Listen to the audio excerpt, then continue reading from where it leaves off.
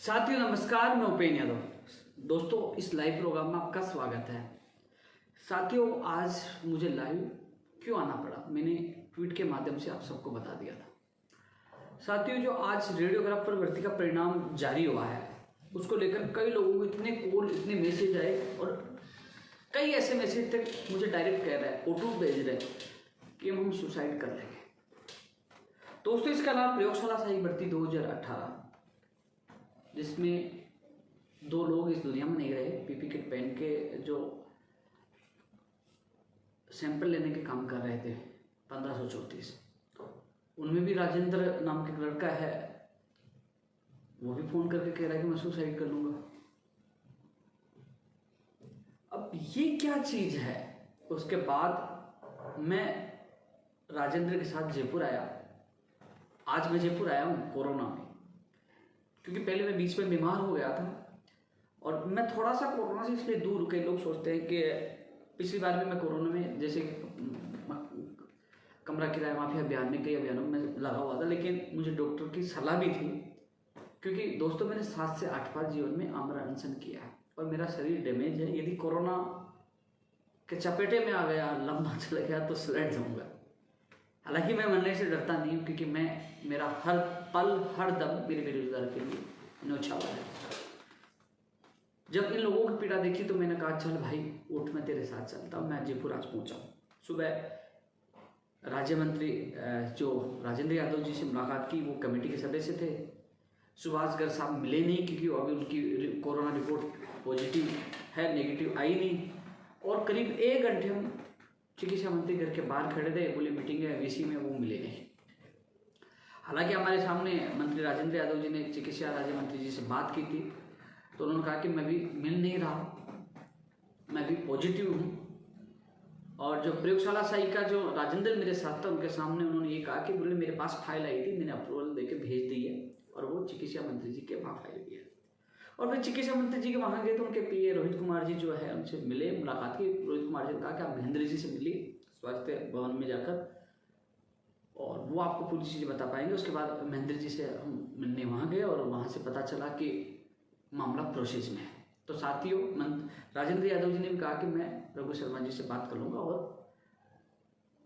और इस प्रयोगशाला सहायक भर्ती को जल्द से जल्द पूरी करने की कोशिश करूँगा। तो साथियों, मैं, हालांकि कई लोग हर भर्ती के हर बेरोजगार परेशान है, दुखी है, मैं समझता हूँ, और कई बार मेरा भी दिल एक तरह से भर जाता है जो लोगों के मैसेज देखता हूँ। मैंने अभी एक तस्वीर देखी, राजस्थान पुलिस भर्ती 2018 के अभ्यर्थी ने एक तस्वीर रोते हुए भेजी, वेटिंग वाला।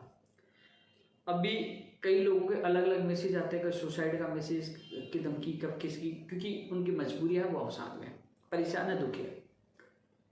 मैं कोशिश करता हूँ हर बेरोजगार की आवाज़ उठाने की, और कोशिश करता हूँ उसको न्याय मिले। हालांकि ऐसी स्थिति में मैं घर से निकला तो घर वालों ने कहा कि नहीं, कोरोना है, नहीं जाना चाहिए, लेकिन मैंने कहा कि नहीं, मुझे जाना होगा। कि काफ़ी लोग, क्योंकि 1534 जो प्रयोगशाला साइक के जो कोरोना वीरवो सैंपल ले रहे हैं, 2 लोग इस दुनिया में नहीं रहे, और वो लोगों को बचाने का काम कर रहे हैं। यदि मैं इनके काम आता हूँ, मेरे कोरोना को इस दुनिया में नहीं रह पाता हूँ, तो मुझे कोई गम नहीं, क्योंकि मैं 1534 परिवारों का भला कर पाऊंगा। मैं घर से निकला है परिणाम, क्योंकि रेडियोग्राफर, लैब टेक्नीशियन, ईसीजी भर्तियों का जो 3 भर्तियों के परिणाम को लेकर जो चर्चा चल रही थी, मेरे लगातार अधिकारी से फोन से बात हो रही थी, संपर्क में था। इसके लिए आने की आवश्यकता नहीं थी कि मैं मिलूं, फोटो डालूं या डालूं, नहीं, मेरी लगातार बात हो रही थी। लेकिन मुझे प्रयोगशाला सहायक भर्ती के लिए उनके साथ आना पड़ा, उस व्यक्ति को समझाने के लिए कि अवसाद में नहीं जाना, मैं आपके साथ हूँ, जहां मुझे ले जाओगे मैं जाऊंगा। अब साथियों, रेडियोग्राफर का जो परिणाम जारी हुआ, काफी लोग इंतजार कर रहे थे, क्योंकि लगातार इस परिणाम के लिए हम कोशिश कर रहे थे। चेयरमैन साहब से बात हुई। मैं एक चीज और बता दूं, अखिल अरोड़ा जी ने लेटर भेजा था, कई लोगों को पता नहीं, मैं और बता दूं, क्योंकि उन्होंने लेटर लिखा था, और जो अधीनस्थ बोर्ड पूरा खुला नहीं है, अधीनस्थ बोर्ड में रेडियोग्राफर भर्ती से संबंधित कर्मचारी आ रहे थे, वो भी लगातार पिछले 3 दिन से 3-4 लोग इसमें लगे हुए थे। और क्योंकि जो लेटर आया था, जो सीएमओ से जो निर्देश मिले थे, अखिल अरोड़ा जी की तरफ से लेटर आया था, उसमें तीनों भर्तियों के लिए था, क्योंकि कोरोना काल चल रहा है, चिकित्सा विभाग और में कर्मचारियों की आवश्यकता है। साथियों, मैं मैं लगातार इन दिनों में चिकित्सा विभाग की भर्तियों को लेकर ज़्यादा जोर भी डाला हूँ, ज़्यादा पीछे पड़ा और ज़्यादा मैं कमेंट भी कर रहा हूँ, क्योंकि चिकित्सा विभाग के उन लोगों को ज्वाइनिंग मिलेगी तो प्रदेश की जनता बचेगी, आप बचोगे, मैं बचूंगा, कहने की कोरोना संक्रमण पर रोकथाम लग पाएगी। क्योंकि ये लोग मान लीजिए रेडियोग्राफर है, इनकी भी योगदान होता है, ईसीजी का भी योगदान होता है, प्रयोगशाला सहायक का भी योगदान होता है। तो ऐसे में इनकी आवाज़ उठाना सही समय है, उनका साथ देना सही समय है। और भर्तियां तो मान लीजिए सामान्य स्थिति होते हैं, उनके लिए जो लड़ते रहेंगे वो भर्तियां होती भी रहेंगी। अब जो प्रयोगशाला सहायक का जो परिणाम जारी हुआ है, परिणाम जो जारी हुआ है उसमें कई लोग कह रहे हैं कि इसमें घपला हुआ है, कई लोग कह रहे हैं कि परिणाम में बाहरी राज्य के अभ्यर्थियों का ज़्यादा नंबर आया है। बहुत सवाल उठ रहे हैं। इस परिणाम को लेकर मैं तह तक गया हूँ, काफ़ी लोगों से बात की है, चेयरमैन साहब से मेरी बात हुई है, क्योंकि मेरे पास, मैं जयपुर आने में कई लोगों को पता चल गया था मैं जयपुर आया हूँ, तो कुछ अभ्यर्थियों के फ़ोन आए, शायद वो 5-6 अभ्यर्थी थे। वो कह रहे थे कि हमारे नंबर ज़्यादा है कट ऑफ से और हमारा नंबर नहीं आया, हम कहाँ जाएँ। मैंने कहा भाई मैं कोरोना में नहीं मिलूंगा। वो रोने लग गए, शायद वो लाइव देख भी रहे होंगे। वो रोने लग गए कि हम आपसे मिलकर ही जाएंगे, कुछ हो जाए। मैंने कहा ठीक है, मैं कार्यालय आता हूँ। कार्यालय आई, मैं वहाँ से कार्यालय आया, उन लोगों से मिला और मैं धन्यवाद देना चाहूँगा चेयरमैन साहब को, क्योंकि उन्हीं के सामने मैंने चेयरमैन साहब से बात की और चेयरमैन साहब ने उनकी समस्या का निस्तारण किया। चेयरमैन साहब ने कहा कि किसी के साथ गलत नहीं होगा, जिनके नंबर ज़्यादा है और उन लोगों का कट ऑफ में नंबर नहीं आ रहा है तो वो परिवेदना दे सकते हैं। और मैंने साथ में वो बात भी रखी, मेरे साथ 18-11 वाला पता ना कौन सा, क्योंकि जो चीज़ें आप बता रहे हो उसके हिसाब से अब रिजल्ट किस हिसाब से निकाला है। तो चेयरमैन साहब से मेरी बात हुई तो चेयरमैन साहब ने कहा कि जो 30/7/2020 तक जिन लोगों ने अप्लाई कर दिया था, चाहे रजिस्ट्रेशन उनका बाद में हो, लेकिन जिन लोगों ने अप्लाई कर दिया था उस आधार पर हमने परिणाम निकाला है। और लैब टेक्नीशियन का निकाला था 30/7 तक जिन्होंने रजिस्ट्रेशन कर दिया था, लेकिन उसका भी परिणाम दोबारा से आएगा, यानी कि इसी रेडियोग्राफी के परिणाम के आधार पर आएगा। अगले वीक तक उसका परिणाम जारी होगा, जो लगातार उसके मैसेज भी मेरे पास आ रहे थे लैब टेक्नीशियन की एक और सूची के लिए, तो उनका परिणाम अगले वीक में जारी होगा। 30/7 तक जिन्होंने रजिस्ट्रेशन कर दिया था उसको आधार मानते हुए। साथियों, अब सवाल उठ रहा है, कई लोग कह रहे हैं 30/7 तक जिन्होंने आवेदन कर दिया था, अप्लाई कर दिया था, उसको आधार मानते हुए लैब टेक्नीशियन का भी आएगा। अब साथियों, कुछ लोग कह रहे हैं कि कोर्ट में मामला चल रहा है, उन्होंने कैसे कर दिया, ये कर दिया, कई चीज़ों का सवाल उठ रहा है। और कई लोग पूछ रहे थे परिणाम किस आधार पर है, तो परिणाम जिन लोगों ने आवेदन कर दिया था, शायद इसका जिक्र विज्ञप्ति में भी था। मैंने पूछा कि इसका जिक्र विज्ञप्ति में भी लिखा हुआ था कि जिन लोगों ने आवेदन कर दिया, जिन्होंने अप्लाई कर दिया, उन लोगों को लिया जाएगा। तो विज्ञप्ति को मानते, जो अप्लाई कर दिया उसको मानते हुए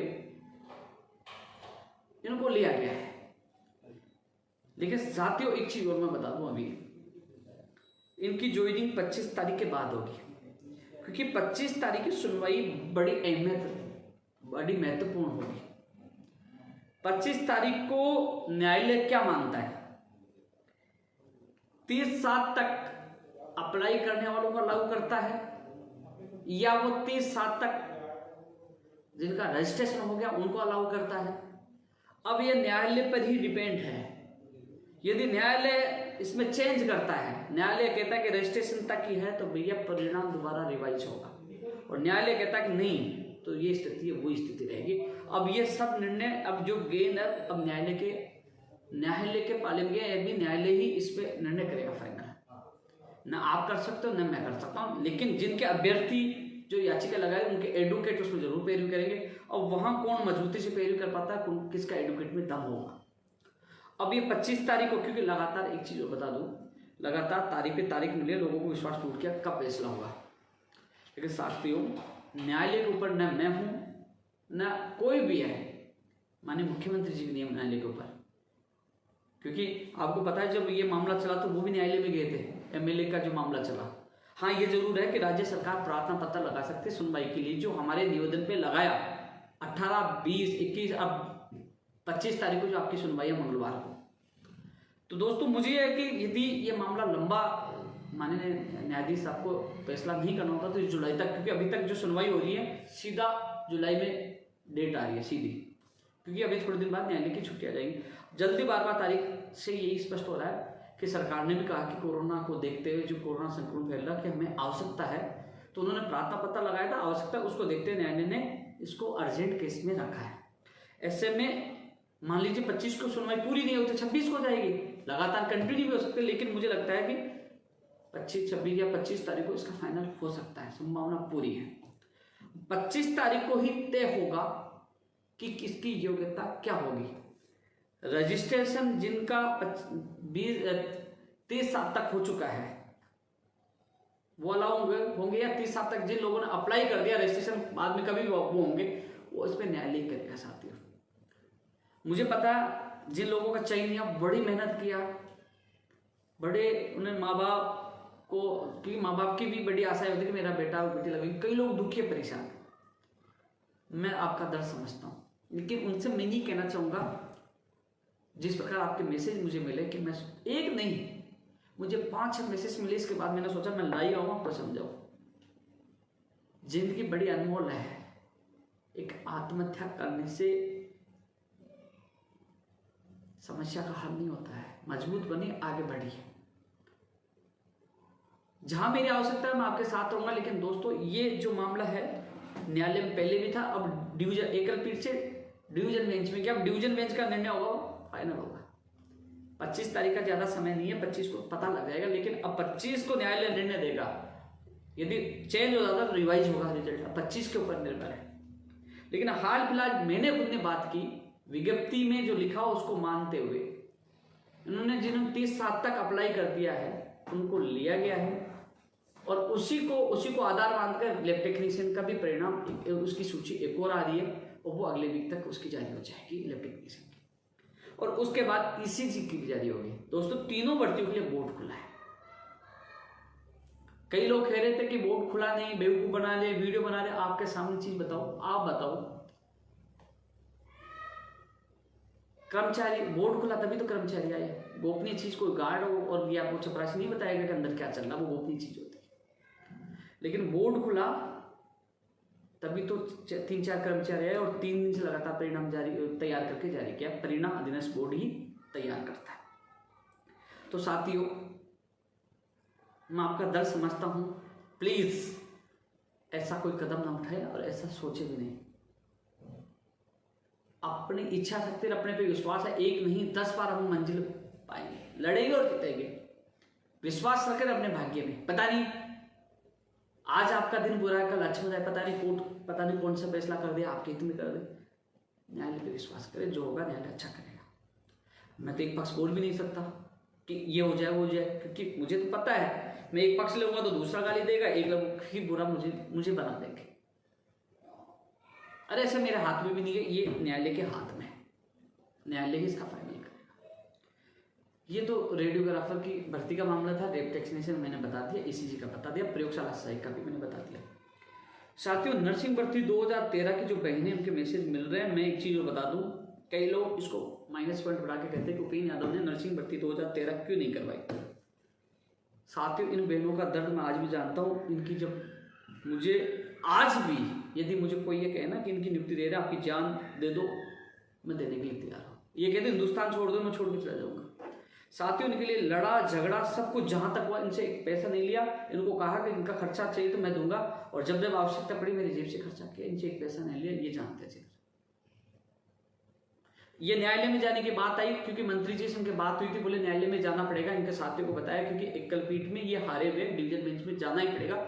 मंत्री जी ने उनको रास्ता दिखाया था, मैंने कहा कि भैया 11,000 रुपये मैं देने के लिए तैयार हूं, उनकी तरफ से, मेरी तरफ से इनका भला।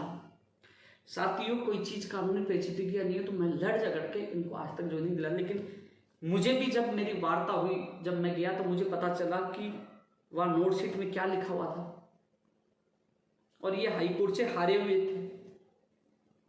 कई चीजें ऐसी थी जो मुझे बाद में पता चला, जो चीज अचानक पता चलता व्यक्ति क्या कर पाएगा।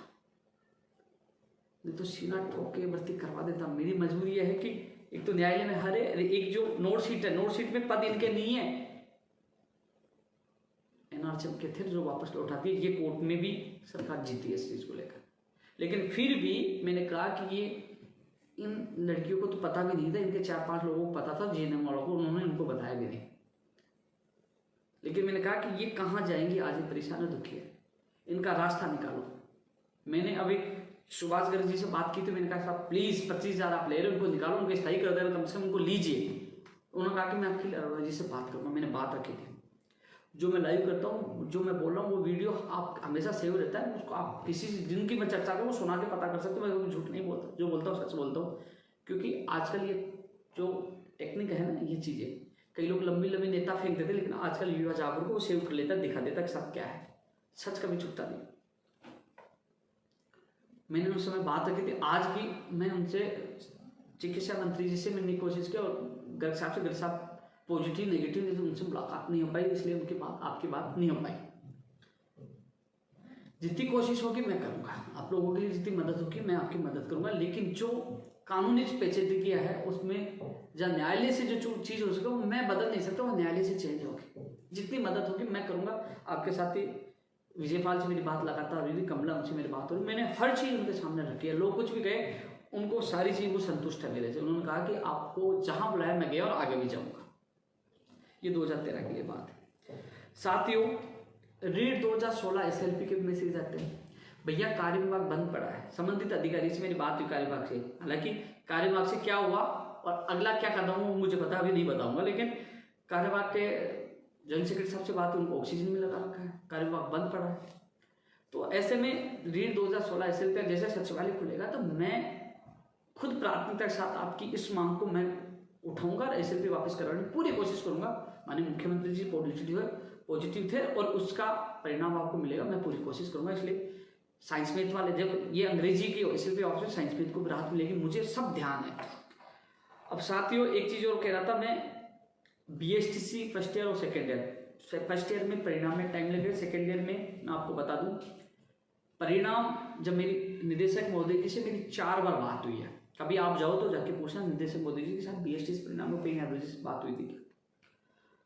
उन्होंने कहा कि परिणाम इस वीक में आ जाएगा या अगले वीक में आ जाएगा, उन्होंने बताया जो मैंने आप लोगों को बताया। लेकिन उनकी भी गलती नहीं है कि जो परिणाम कॉपी जांच करे तो कोरोना पॉजिटिव, दूसरे दे वो पॉजिटिव, एक से लेके दूसरे दिया वो पॉजिटिव। और इसके अलावा जो प्रैक्टिकल में कई समस्या आ रही है, वो कह रहे थे कम से कम 1000-1200 लोगों का परिणाम भी रोकना पड़ेगा प्रैक्टिकल की वजह से।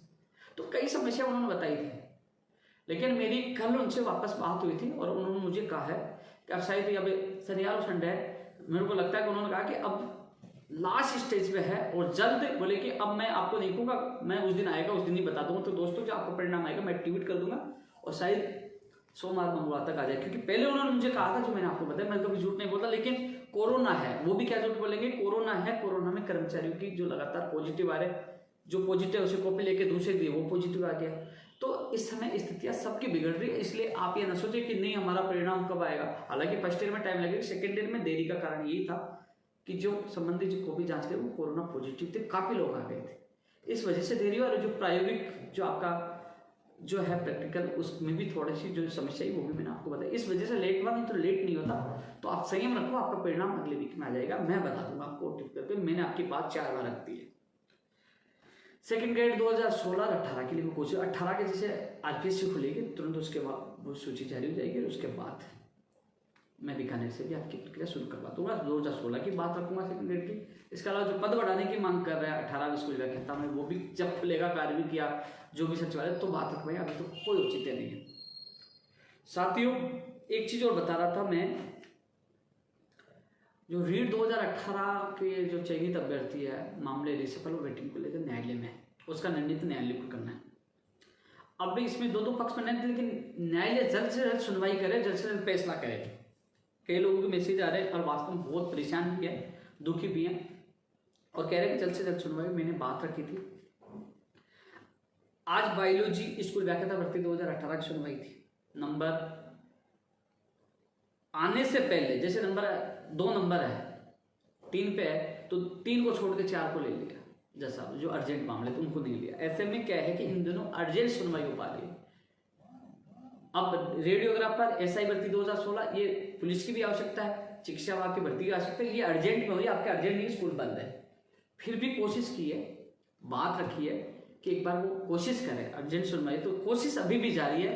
लेकिन ये है कि आपकी इस मई में नहीं होती, फिर छुट्टी आ रही है। मैं इतना कह सकता हूँ कि पूरी कोशिश करके जुलाई में आपका प्रतिनिधिमंडल मुझसे मिले, मैं आपको राहत दिला दूँ, क्योंकि आप लोग सब जगह बजट भटक चुके हैं, परेशान हो चुके, आपको भी पता लग गया, क्योंकि ये सूची जारी नहीं होती। लेकिन मेरे दम पे, ईगो नहीं है, क्योंकि सबको पता है ये संघर्ष के दम पे ये सूची आई थी। इतिहास मैं भी इसमें फख्र करता हूँ कि मैं खुद हताश हो चुका था, लेकिन संघर्ष लाजवाब तक ये सूची आई। तो आपको सूची जारी करवाई तो आपकी ज्वाइनिंग भी होगी, थोड़ा साथ रखे। मैं कोशिश कर रहा हूँ, मई में नहीं तो जुलाई में मैं इस मामले को आपको संभालने की जरूरत नहीं, मैं संभाल लूंगा, जल्द से जल्द फैसला करवा आपको ज्वाइनिंग दिलाने का। अब भाई दोस्तों एक रीट 2021। अब दोस्तों जैसे कि अब कोरोना का आप देख रहे हो कि धीरे धीरे कोरोना के जो आंकड़े कम होते जा रहे हैं, जैसे मुझे लग रहा है कि कोरोना की स्थिति जून तक मेरे को लगता है सामान्य स्थिति हो जाएगी, जून महीने में एंड हो बीच हो तभी जैसे स्थिति होती है कि जल्द से जल्द फोरम रीओपन और रीट के पदों की संख्या बढ़ाई जाए। रीओपन हो, कई लोग रीओपन होंगे जब उनको 10-15 दिन का टाइम देंगे, ठीक है ना, उसमें समय लगेगा। लेकिन इसके साथ साथ जैसे सामान्य स्थिति और परीक्षा तिथि की घोषणा हो और पदों की संख्या 40 से 50 हजार की जाए, ये मांग भी प्रमुखता के साथ रखेंगे। आप लोग तैयार हैं, क्योंकि देर तो हो चुकी है, नुकसान आप सबको हुआ। अरे मोहन इंतजार कर रहा था, सोहन भी कर रहा है, इंतजार सबको करना पड़ रहा है, तैयारी सब कर रहे हो, नुकसान सबको हुआ। लेकिन इस नुकसान का फायदा हम सबको मिलकर उठाना पड़ेगा। मैं विश्वास दिलाता हूँ, आपको साथ देना है कि पदों की संख्या बढ़ाई जाए। अरे भाई 31,000 40,000 किसको आपको फायदा होगा ना, जल्द से जल्द परीक्षा तिथि जारी हो। तो इस अभियान आपको साथ देना है, इसके लिए मैं पूरी तैयारी कर रहा हूँ कि जल्द से जल्द परीक्षा तिथि जारी हो, पदों की संख्या बढ़ाई जाए, वही पटवारी में पदों की संख्या बढ़ाई जाए और परीक्षा तिथि जल्द से जल्द जारी हो। और एक ही एग्जाम हो, पटवारी वाले भी सुन लो, मैं एक एग्जाम के लिए पूरा प्रयास करूंगा, पदों की संख्या बढ़ाए। और ग्राम विकास अधिकारी की आरएस भर्ती 2021, कंप्यूटर शिक्षक भर्ती, नई स्कूल व्याख्याता, वरिष्ठ अध्यापक यानी सेकंड ग्रेड की भी विज्ञप्ति जल्द से जल्द जारी हो। फाइलमैन की भी, आईएन जैन की भी हो, और जो टेक्निकल हेल्पर का इंतजार कर रहे हैं उनकी विज्ञप्ति जारी हो। लेकिन ये सारी चीजें सामान्य स्थिति होने के बाद अपने पूरे जोर के साथ आपकी बात रखेंगे। वर्तमान में अभी हालात देखो, मूर्खता होगी। वर्तमान में हालात जो है चिकित्सा के कर्मचारी को लेने की जो भर्तियां उनको, और जो साथ में पुलिस महकमे की। अब राजस्थान पुलिस भर्ती 2016 के वास्तव में 18 के जो 16 से बहुत दुखी है दोस्तों। मुझे आपको एक में 1000 ट्वीट करूंगा, जितनी कोशिश करना मैं कर रहा हूं। लेकिन इस भर्ती को जो डील कर रहे थे,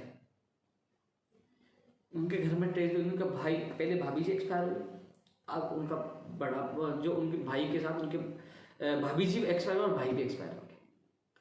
ये कोरोना किसी को नहीं छोड़ रहा है यार। जिसके घर में कहर बरतता वही जानता दर्द क्या होता है। लेकिन मैं आपका दर्द समझता हूँ, मुझसे जितना होगा मैं कोशिश करूंगा आप लोगों के लिए। मोटर वाहन वाले भी कह रहे हैं भाई सचिवालय जैसे कार्य विभाग खुलेगा, मैं मोटर वाहन की अधिसूचना जारी करवाता हूँ जिससे आपकी विज्ञप्ति जारी हो। कंप्यूटर वाली वही स्थिति है दोस्तों। और जो नई भर्तियां जो भी है, ये देखो 1 मिनट का, ये देख लीजिए स्थिति है। मैं फोन नहीं उठा रहा है, ये दोनों फोन देखो, 1 मिनट का एक फोन आता है। सबसे ज्यादा आज रेडियोग्राफर को लेकर फोन आ रहा है, बहुत दुखी है। मैं दर्द समझ लाइव इसलिए आया कि मैं आपके सामने बात रख सकूं, आपका दर्द बांट सकूं, आपके सामने स्थिति स्पष्ट कर सकूं। मैं कोशिश करूंगा आप लोगों के लिए, जितना हो मैं पूरी कोशिश करूंगा। मैं कोरोना में घर से आप लोगों के लिए आया हूं साथियों। वार्ड बॉय भी लोग जो बेचारे, कई लोग मेरे वार्ड बॉय का फोन आया कि बोले कि हम कोरोना के मरीजों को और सबको ले जाते हैं, देखभाल करते हैं। हमारे कई लोग कोरोना पॉजिटिव हो गए। 2013 में 1848 पदों पर कोरोना की वार्ड बॉय की वैकेंसी आई थी, पद भी खाली है। कि हम छोटे से कर्मचारी, हमें कोई याद नहीं करता, कोई साथ नहीं देता। तो देखो दोस्तों, छोटा बड़ा कोई नहीं होता, कार्य बड़ा होता है। वो लोग आज सेवा कर रहे हैं, सहयोग करते, उनकी भर्ती पूरी होनी चाहिए। इसके लिए मैं ड्यूटी किया, मैं मांग भी करता हूँ सरकार से। ये लाइव तमाम भर्तियों को लेकर नहीं था, लाइव आज मैंने सोचा जो लोग अवसाद में थे, जो आत्महत्या करने की धमकी दे, उन लोगों के लिए मैं लाइव आया था। लेकिन साथियों, मैं आप सबको विश्वास दिलाना चाहता हूँ, हालांकि जो चीजें मेरे आज निकल के आई, आने वाले समय में सबसे बड़ी समस्या होगी बेरोजगारी पूरे देश में। आज जो परिणाम आया उसमें काफी लोगों का बाहरी राज्यों के अभ्यर्थियों का भी चयन हुआ है, जिनके पास बाहर राज्यों की डिग्री भी है। आज कई लोगों का चयन नहीं हो, आज वो रो रहे हैं, दर्द में है। मैं पिछले 3 साल से चिल्ला चिल्ला के कह रहा था कि राजस्थान के अभ्यर्थियों को बाहरी राज्यों में 21 से 22 राज्यों में नहीं लिया जाता, बाहरी राज्यों को अभ्यर्थियों को रोका जाए।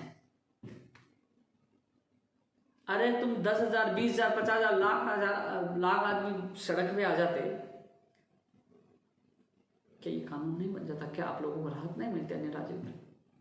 अभी भी समय है, क्योंकि रोजगार, अब सरकारी नौकरियां बिल्कुल घटेंगी, आर्थिक हालात सबके बहुत खराब है। क्योंकि हालांकि राजस्थान में अन्य राज्यों की तुलना में भर्तियां काफी आती हैं, निकलती भी है, लटकती है, लेकिन अन्य राज्यों की तुलना में आती है, तो वो उन्हें ये भर्ती निकले बाहर वाले ले जाए। तो इसलिए कह रहा हूँ, सामान्य स्थिति हो तो बाहरी राज्य वाला मामला भी हम सबको मिलकर लड़ना है। जिस प्रकार रेडियोग्राफर में लोग रो रहे हैं, ऐसी स्थिति और भर्ती अब नहीं हो। आपको जागना होगा, उठना होगा, और हमें सरकार के सामने मांग रखनी होगी कि हाँ, बाहरी राज्यों को अभ्यर्थियों को रोका जाए, और इनको नहीं रोका जाता तो हमें भी 21 से 22 राज्यों में लिया जाए। इसलिए प्लीज इस मुद्दे पे जागिए, साथ दीजिए, लड़ेंगे और जीतेंगे। और जो तमाम और जो अधीनस्थ बोर्ड है जो खुला है केवल इन 3 भर्तियों के लिए, और भर्तियों के लिए जेईन के लिए भी फोन आ रहे थे, एक और पता नहीं कौन सी 2-3 अन्वेषक, पता नहीं कौन सी भर्ती के लिए, अब भी कुछ नहीं है। अब भी केवल इसके लिए 3 के आदेश थे इमरजेंसी में। और भी जैसे सामान्य स्थिति होगी, सचिवालय भी खुलेगा, माध्यमिक, हालांकि सचिवालय खुला है लेकिन कुछ डिपार्टमेंट उसमें नहीं खुल रहे हैं। माध्यमिक शिक्षा बोर्ड भी खुलेगा, बीकानेर भी खुलेगा, सारी चीज, आरपीएस भी खुलेगी, सारी चीजों के लिए अपन मिलकर लड़ेंगे और जीतेंगे। पंचायत राज एलडीसी भर्ती है, जो बजट का मामला है, कई लोग कह रहे हैं ट्वीट करो, ट्वीट, अरे ट्वीट से कोई मतलब नहीं है, वो तो सामान्य स्थितियों की तभी बात रखेंगे। 10,029 का मुझे पता है, लेकिन सामान्य स्थितियों तब तो रखे। अब आपको पता है, अभी तो बेड, इंजेक्शन, ऑक्सीजन, किस किस की लड़ाई चल रही है। ऐसे स्थिति तो सामान्य, ये जो भर्तियां हो रही है, सीएचओ भी है, 25,000 नर्सिंग कर्मी की घोषणा भी है, जो लैब टेक्नीशियन, रेडियोग्राफर, ये चीजें क्या है, इनकी आवश्यकता है, इमरजेंसी, इसलिए अपनी जनता के लिए, प्रदेश की जनता के लिए अपनी जान बचाने की आवश्यकता है, इसलिए ये भर्तियां हो रही है इमरजेंसी में, इसलिए इनकी मैं मांग कर रहा हूँ। अन्य तो और भर्तियां तो सामान्य स्थिति पे होने पर ही होंगी, कितने ट्वीट करो, अभी वो चीजें नहीं होंगी, वो सामान्य स्थिति होने पर ही होगी। एक चीज और बता रहा था मैं, जो कमेंट लगातार, मुझे ट्वीट कोई दिक्कत है, मैं ट्वीट करूंगा, मैं आपके साथ हूँ, पहले भी साथ था, आगे भी साथ रहूंगा। लेकिन स्थिति मेरे को लगता है जून में ऐसा नहीं साफ पूरा क्लियर हो गया, थोड़ी बहुत स्थिति इस पे काबू हो सकता है, जिस पर आंकड़े आ रहे हैं। तो हम सब मिलकर इस लड़ाई को लड़ेंगे। आज जो लाइव आए हैं, जो लोग जुड़े हैं, मैं उन लोगों से कहना चाहूंगा कि संयम रखें। जो लोग कह रहे हैं कि हम आत्महत्या करें, ऐसा कदम मत उठाना। और कई इश्यू हैं, कई लोग भी बढ़ते। सबसे बड़ा सवाल एक चीज और मैं कह रहा था आप लोगों को, इसमें जो कई लोग कह रहे थे कि परिणाम जारी नहीं हुआ, जारी करो। मात्र कुछ दिनों में कई लोग, आप खुद मेरे फेसबुक और ट्विटर पे देखें, इस भर्ती को लेकर मैं मात्र कुछ दिनों में एक्टिव हुआ था। मीडिया का भी बड़ा रोल रहा, उन्होंने आवाज उठाई, धन्यवाद देना चाहूंगा मीडिया के बंधुओं को भी। बोर्ड भी खुला है, परिणाम भी तैयार हुआ और जारी भी हुआ है, आगे भी होगा। लेकिन जिनका मान लीजिए कह रहे हैं घपला हुआ है, परिणाम जारी नहीं हो, जारी कराओ, वो कह रहे हैं कि घपला हो गया। उपेंद्र यादव नहीं बोल रहा, कोई भी चीज होती है, बुरा उपेंद्र को अच्छा ही नहीं कि उन्होंने अच्छा किया, घर से निकल के आया, आवाज उठा रहा है, सब लोग घर डूब के पड़े, कोई काम करवा रहा है, अपनी आवाज उठा रहा है, रातों में सड़कों पे पड़ा रहता है, कभी मंडावा, कभी वहां चक्कर काटता है, सरकार पे दबाव बनाता है, कमेटी बनवाता है, अपनी आवाज उठाता है, नहीं राजनीति कर रहा है, नहीं, इसका तो बहुत लालच है। यह सवाल उठा सकते हैं, लेकिन उनको ये कहूंगा, दिल पर हाथ रख के सोचिए, चलो ठीक है, आज तक के जो 9 साल के संघर्ष में करीब 1.5 से 2 लाख लोगों को ज्वाइनिंग दिलवाई और आज वो नौकरी कर रहा है। एक आदमी को तो नौकरी दिला के देखिए, एक धरना प्रदर्शन तो करके देखिए, एक बार मंत्रियों को तो बुला के देखिए, एक बार कमेटी तो बनाकर देखिए, एक बार मुख्यमंत्री जी से मिलकर तो देखिए, पता लग जाए। अरे मैं जानता हूं, जब मैं सहाड़ा था मंदिर में 3 दिन सोता रहा, मैं जानता हूं जब मेरे पास जो हालत खराब थे तो मैं कैसे क्या किया, किससे उधार लिया, मैं हर चीज जानता हूं, कैसे भली भांति मेरा ये संघर्ष आया है। लेकिन ये चीज जरूर है कि जो मैंने एक सपना देखा था साथियों, मेरी जो भाग्यदय एक संस्था मैंने बनाई थी, वो संस्था, उसको खड़े करने का मेरा विचार है। शायद जुलाई से मैं उसकी शुरुआत कर दूं, क्योंकि दोस्तों नौकरी आप लग गए, सुबह घर से जाओगे नौकरी पे, शाम को आओगे बीवी बच्चे के पास रहोगे, माँ बाप के पास रहोगे, फिर नौकरी जाओगे, खत्म दुनिया, अपने लिए दुनिया खत्म। भगत सिंह था, पूरी दुनिया के लिए करके गया, देश के लिए। अलग अलग लोग कुछ ना कुछ करके जा रहे हैं। मेरा भी लक्ष्य यही है कि हाँ, मैं अच्छा काम करना चाहता हूँ। मैं अनाथ, क्योंकि कई बार मेरे पास कॉल आते हैं कि भाई साहब हालत खराब है पढ़ने में, लेकिन घर पैसे नहीं, गरीब हूँ, पिताजी नहीं है, माँ नहीं है, भाई नहीं है। कई ऐसे लोग हैं कि आर्थिक हालातों की वजह से अपनी इच्छाओं का दमन कर देते हैं। बहुत दिल रोता वास्तव में, बहुत कॉल आते, कई मेरी बहनों के कॉल आए, कई विधवाओं के फोन आते हैं। बहुत जब तब मैंने एक बार कसम खाई थी कि हाँ, जो विधवा है, अनाथ है, पढ़ने में होशियार है, आर्थिक स्थिति नहीं है, उनके लिए मैं कुछ करूं। उनको रहना, खाना, पढ़ाई करवाना जब तक नौकरी लेने, और उन जो जिनकी कुछ उनकी शादी करवाना, उनके लिए अच्छा काम करना। शायद मैं उसकी शुरुआत में मैं प्लानिंग कर रहा हूँ, रणनीति बना रहा हूँ, क्योंकि मैं इस फील्ड से निकल कर इस फील्ड में जाने वाला हूँ कि अब मैं और लोगों के लिए जीना चाहता हूँ। बेरोजगार मासूम, आज मैं हूँ, कल दूसरा आएगा, दूसरा अध्यक्ष आ जाएगा। लेकिन इस फील्ड में भी मैं जाना चाहता हूँ। शायद मैं जुलाई से मैं इस काम के लिए, एक पुण्य काम के लिए, क्योंकि आज जिंदा है कल मर जाएंगे, लेकिन जाने से पहले कुछ अच्छा काम करना भी चाहिए। ये मैं रणनीति बना रहा हूँ, और क्योंकि ये रणनीति सफल होगी, सबसे बड़ी संस्था भी बनेगी और कई परिवारों का भाग्यों का उदय भी होगा। लेकिन उससे पहले मेरी कोशिश रहेगी, सामान्य स्थिति होते ही जो मामले जो पेंडिंग चल रहे हैं उनको निपटाने की प्राथमिकता के साथ आप लोगों को न्याय मिले, भर्ती परीक्षाओं का कैलेंडर जारी हो, नई भर्तियों की विज्ञप्तियां जारी हो, पद भी बढ़े, एग्जाम भी हो सही समय पे, तमाम चीज़ों को लेकर हम लड़ाई लड़ेंगे सामान्य स्थिति होते ही। अब मैं कुछ कमेंट देखने की कोशिश करूंगा, हालांकि मुझे पता है कि पिछले लाइव था, वो चीज़ रिपीट करने का कोई मतलब नहीं होता, फिर भी कोशिश कर लेता हूँ एक बार। कई लोगों के मैसेज हैं,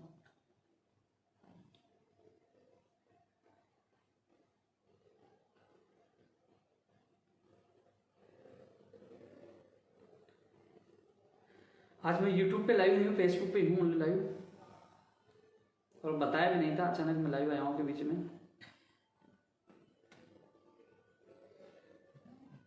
आयुर्वेद नर्सिंग भर्ती, रजनीकांत जी, हाँ आयुर्वेद 450 पदों पे वास्तव में होनी चाहिए। ये चीज़ों के लिए मैं पूरी कोशिश करूंगा। 450 वाले आपने याद दिला दिया, मैं आपकी बात जरूर रखूंगा। 450 पदों पर आयुर्वेद नर्सिंग भर्ती हो। पंचायत सहायक वाला भी वास्तव में 6000 रुपये का दर्द मैं जानता हूँ, उन्होंने मुझे कहा था, ट्वीट भी किया था। मोटर वाहन उप निरीक्षक की मैं कह रहा हूँ, जैसे कार्यवाह को लेकर अधिसूचना जारी करवा कर आपकी व्यक्ति जल्द से जल्द जारी करने की कोशिश करूंगा। योगेश जी 1005 2013, नर्सिंग भर्ती 2013, ये चीज़ें अब ऐसी 25,000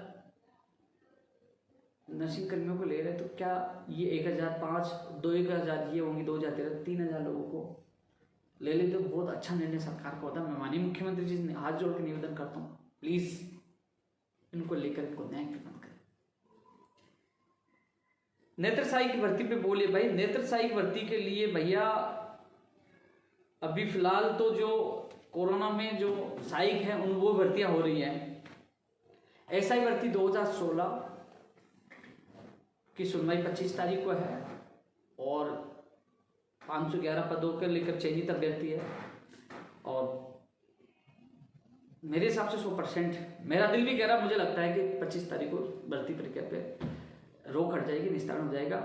चाहे नई अभ्यर्थियों को लिया जाता है, क्योंकि इसमें 50% पद बढ़ाने वाला जो मामला है, पद बढ़ाए जाते हैं तो अच्छी बात है, और लोगों को मौका मिलेगा, लेकिन भर्ती प्रक्रिया का निस्तारण हो सकता है। और मैं पूरी कोशिश कर रहा हूँ, मेरी बात भी है, संबंधित अभ्यर्थी मेरे से जुड़े हुए हैं और मैंने बात कर ली, और 25 तारीख को राहत मिल सकती है, इसके लिए पूरी कोशिश कर रहे हैं। क्योंकि पहले सुनवाई नहीं हो पा रही थी, प्रार्थना पत्र लगवा, इसके बाद सुनवाई हुई, सामने वाले एडवोकेट ने मेडिकल इमरजेंसी मानते हुए डेट ले लिया, 25 तारीख फिर मिली है, उसको अर्जेंट केस में रखा गया, और 25 तारीख को उसका निस्तारण हो जाएगा, ये मेरा मानना है।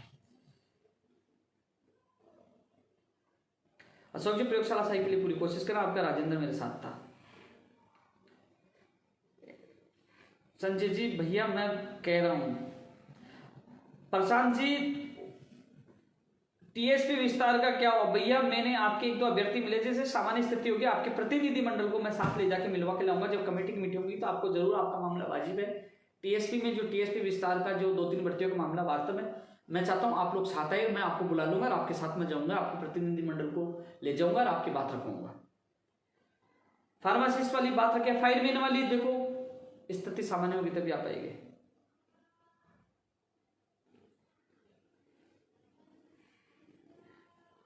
लाइब्रेरियन भर्ती 2018 का मामला न्यायालय में है और न्यायालय से निकलते ही यदि न्यायालय से हरी झंडी मिल जाती है तो दोस्तों, न्यायालय से भर्ती निकलते हरी झंडी मिलते ही मैं प्राथमिकता के साथ आपकी ज्वाइनिंग करवाऊंगा, ये आपसे मैं वादा करता हूँ।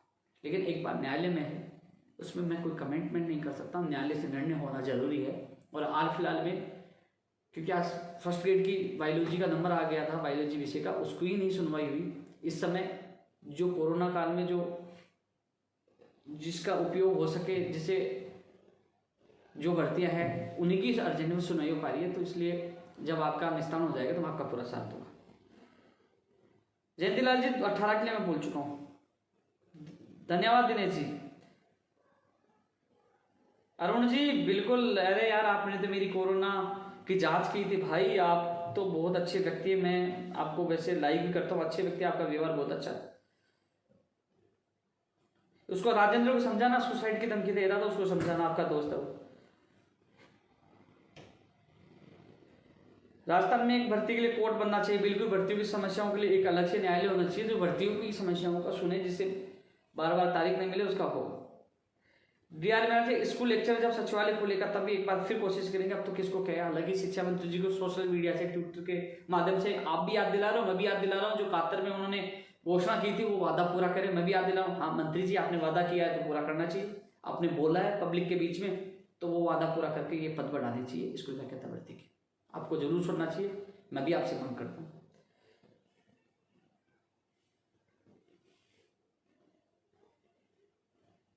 फर्जी डिग्री एग्जीशन वाला मामला भैया न्यायालय सुप्रीम कोर्ट तक जा चुका, वहीं से फाइनल फैसला होगा इसमें। रामनिया जी मैं कोशिश कर रहा हूं। कृष्ण जी 2018 के लिए बोल चुका हूं मैं। अर्जेंट के लिए रवि जी पूरी कोशिश करें, आपको अच्छी तरह पता है, लेकिन अर्जेंट में होगी तो मैं पूरी कोशिश करवा के लगाने की कोशिश करूंगा। घनश्याम जी कंप्यूटर शिक्षक भर्ती के लिए मैं बोल दिया है, जैसे सामान्य स्थिति होगी, क्योंकि अब न धरना कर सकते हैं न प्रदर्शन कर सकते हैं। मैं मानता हूं कंप्यूटर शिक्षक भर्ती निकलनी चाहिए। पूर्व प्रधानमंत्री जी की आज उनकी पुण्यतिथि थी,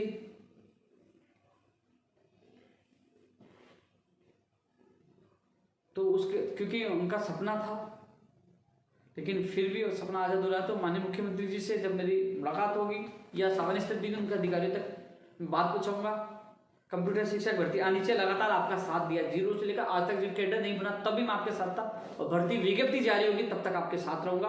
और जैसे सामान्य स्थिति होती है तो आपके लिए पूरा प्रयास करेंगे, इसके लिए चाहे कुछ भी करना पड़ेगा, मिलकर लड़ेंगे और जीतेंगे।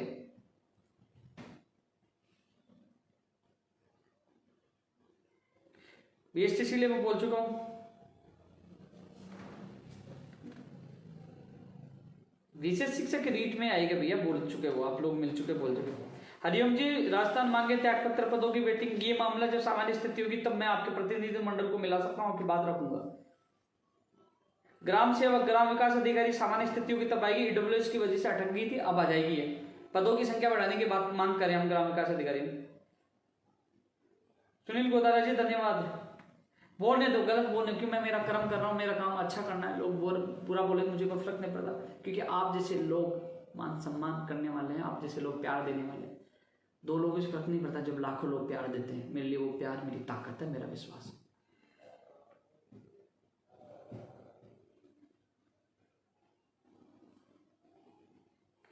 गजेंद्र जी मैं पूरा साथ दूंगा। गजेंद्र दाखा जी का मैसेज आया पंचायत राज एलडीसी भर्ती का, लेकिन कभी कभी यही कहते हैं कि आप राजनीति करें, हमारी भर्ती की तरफ ध्यान नहीं देते। मैंने कभी भी किसी भर्ती को लेकर राजनीति नहीं की, मैंने कभी भी, क्योंकि जब वार्ता हुई तो मेरे साथ हर भर्ती का जब प्रतिनिधिमंडल उनके सामने हुई, मैंने कभी झुका नहीं है। मैं मेरे बेरोजगार के लिए मरता हूं मैं और लड़ता हूं।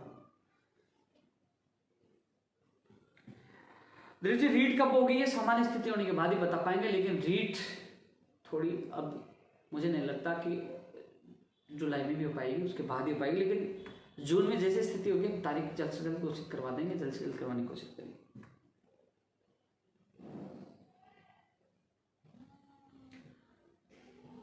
काको खुमानसी पैरामेडिकल वाले, हाँ भाई बिल्कुल रीट के पद बढ़ेंगे, टेंशन मत करो, लड़ेंगे रीट के पदों के लिए। हेमंत जी, जयंतीलाल जी धन्यवाद। सेकंड ग्रेड 2000 के पिकअप बेस्ट भाई कांतिलाल जी बोल चुका हूं, धन्यवाद। आसाराम जी, पुस्तकालय अध्यक्ष भर्ती के लिए बोल चुका हूं। स्टोनो का भी भैया सामान्य स्थिति होने के बाद ही हो पाएगा, भी नहीं हो पाएगा।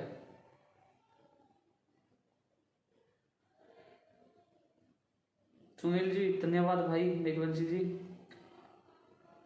हाँ पशुधन सहायक भर्ती की मांग कर रहे हैं, पशुधन सहायक भर्ती की विज्ञप्ति जल्द से जल्द जारी हो, लेकिन ये सामान्य स्थिति होगी तभी जारी होगी पशुधन सहायक में।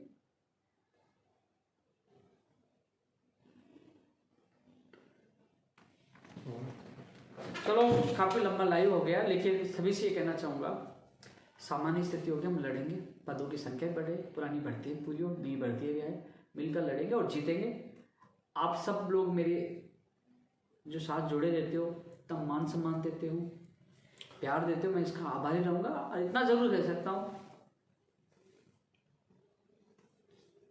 आपकी मांगों के लिए जब तक मैं इस संगठन में हूं, अंतिम सांस तक लड़ूंगा, पीछे नहीं हटूंगा। जय हिंद, जय भारत।